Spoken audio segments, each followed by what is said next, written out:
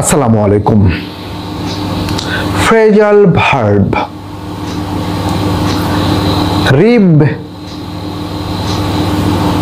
Rip off. Charge too much. অতিরিক্ত দাম নেওয়া বা ঠকানো। You paid pound 550. They really ripped you off. তুমি 50 পাউন্ড দিয়েছো, তারা সত্যি তোমাকে ঠকিয়েছে। রান ডাউন, ক্রিটিসাইজ, সমালোচনা করা। She is always running down her husband, সে সবসময় তার স্বামীকে খারাপ বলে। এর আরেকটি অর্থ লুজ পাওয়ার অর ডিক্লাইন, শক্তি কমে যাওয়া বা ক্ষয়ে যাওয়া। I think the batteries are running down, মনে হয় ব্যাটারিগুলো শেষ হয়ে যাচ্ছে। Run into, meet someone by chance, হঠাৎ কারোর সাথে দেখা হওয়া। Guess who I ran into at the supermarket, সুপার মার্কেটে কার সঙ্গে দেখা হলো জানো? Run to, have enough money, খরচ বহন করার মতো যথেষ্ট টাকা থাকা। We can't run to a holiday abroad this year, এবছর বিদেশ ভ্রমণের মতো টাকা আমাদের নেই। Run over or run through, check or review again, পরিকল্পনা বা তালিকা দ্রুত রিভিউ করা, পর্যালোচনা করা। Let's run over the plan once more, চলো পরিকল্পনাটা আরেকবার দেখে নিই। রান আপ, রান আপ এর অর্থ হলো অ্যাকিউমিউলেট, অ্যাকিউমিলেট বিলস অর্থাৎ বিল জমতে থাকা। I ran up a huge telephone bill at the hotel, হোটেলে আমার বিশাল ফোন বিল জমে গিয়েছিল। রান আপ এগেনস্ট, এনকাউন্টার আ প্রবলেম, সমস্যার মুখোমুখি হওয়া। We have run up against a slight problem, আমরা একটা সমস্যা, ছোট সমস্যার মুখোমুখি হয়েছে। সি সামওয়ান অফ, এটা say somebody goodbye at the station or airport, অর্থাৎ কাউকে বিদায় জানানো। I went to the station to see them off, আমি স্টেশনে গিয়েছিলাম তাদেরকে বিদায় দিতে। সি থ্রু এর অর্থ আন্ডারস্ট্যান্ড সামওয়ানস ট্রু ইন্টেনশন, কারো আসল উদ্দেশ্য বুঝতে পারা বা বুঝে ফেলা।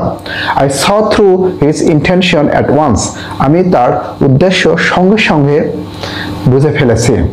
Send up, make fun by imitating, নকল করে কাউকে হাস্যকর করা, অর্থাৎ কাউকে অনুসরণ করে হাস্যকর পরিস্থিতি সৃষ্টি করা। জিন is always sending up the French teacher, জিন সবসময় ফরাসি শিক্ষকের নকল করে মজা করে। সেট অ্যাবাউট, স্টার্ট ওয়ার্কিং, অর্থাৎ কোনো কাজ শুরু করা। We must set about reorganising the office, আমাদের অফিস নতুন করে সাজানোর কাজ শুরু করতে হবে। Set in, weather starting and continuing, অর্থাৎ আবহাওয়া স্থায়ীভাবে শুরু হওয়া। I think this rain has set in for the day, মনে হয় যে আজ সারাদিন বৃষ্টি হবে। Set out, explain in detail, writing, বিস্তারিত কিছু লেখা। This document sets out all the demands, এই নথিতে সব দাবি বিস্তারিত লেখা আছে। এর আরেকটি অর্থ হলো অ্যারেঞ্জ, সাজানো, সাজিয়ে রাখা। I have set out the refreshments in the hall, আমি হলের খাবারগুলো সাজিয়ে রেখেছি। এর আরেকটি অর্থ হলো স্টার্ট অ্যাকশন অর গোল, অর্থাৎ কোনো কাজ শুরু করা একটা লক্ষ্য নিয়ে। Okay, Sue set out to write a biography, Sue জীবনী লেখার উদ্দেশ্যে কাজ শুরু করেছিল। সেট আপ এর অর্থ হলো ইস্টাবলিশ, এটা আমাদের অনেকের জানা রয়েছে। ওকে, সেট আপ, ইস্টাবলিশ, প্রতিষ্ঠা করা। An inquiry has been set up, একটি তদন্ত কমিটি গঠন করা হয়েছে। সেট আপ অন, অর্থাৎ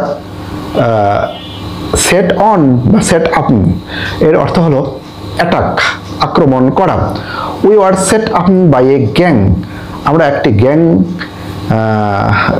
কর্তৃক আক্রান্ত হয়েছিলাম বা গ্যাংয়ের আক্রমণের শিকার হয়েছিলাম।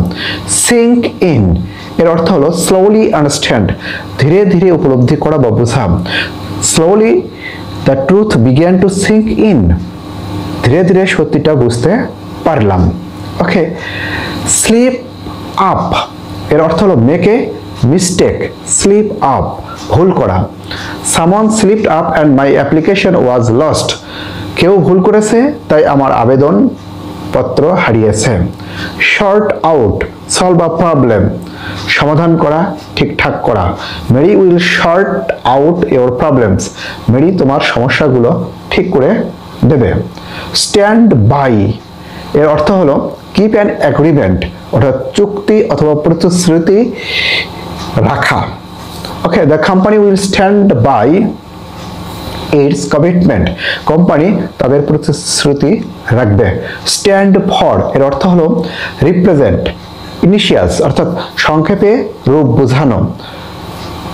ওকে, যেমন স্ট্যান্ডস ফর এক্সাম্পলি গ্রাসিয়া, অর্থাৎ এই যে সংক্ষিপ্ত রূপ যে আছে ইজি, এই ইজি স্ট্যান্ডস ফর এক্সাম্পলি গ্রাসিয়া, অর্থাৎ ইজির পূর্ণরূপ হলো এক্সাম্পলি গ্রাসিয়া, অর্থাৎ প্রতিনিধিত্ব করা, পূর্ণরূপ প্রকাশ করা। টলারেট এর অর্থ হলো সহ্য করা, এই যে স্ট্যান্ড ফর এর আরেকটা অর্থ হলো সহ্য করা। I will not stand for this behaviour, আমি এই আচরণ সহ্য করব না।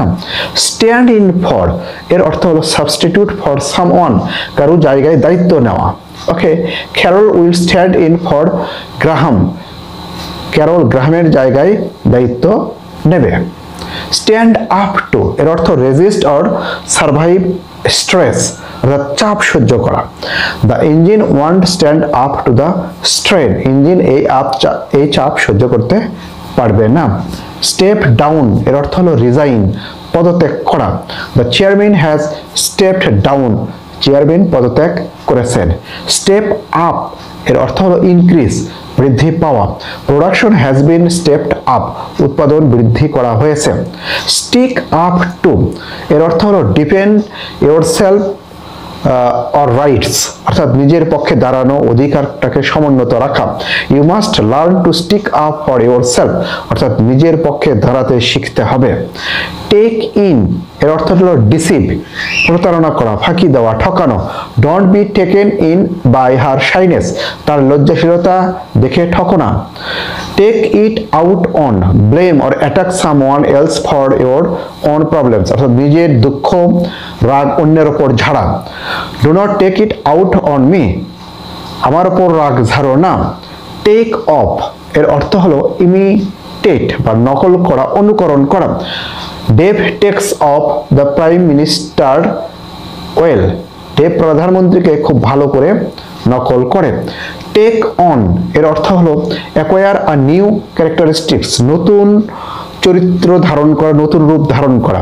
She has taken on a new lease of life, সে নতুন উদ্যম পেয়েছে। এর আরেকটা অর্থ হলো অ্যাকসেপ্ট এক্সট্রা ওয়ার্ক, অতিরিক্ত কাজ নেওয়া। She has taken on too much, সে খুব বেশি দায়িত্ব নিয়েছে। টেক আউট এর অর্থ হলো সাইন অ্যান ইন্স্যুরেন্স এগ্রিমেন্ট, অর্থাৎ বীমা করা। Take out. Ann has taken out life insurance, Ann জীবন বীমা করেছে। টেক ওভার এর অর্থ হলো গেইন কন্ট্রোল, নিয়ন্ত্রণ নেওয়া। The army try to take over the country, সেনাবাহিনী দেশটির নিয়ন্ত্রণ নিতে চেষ্টা করেছিল।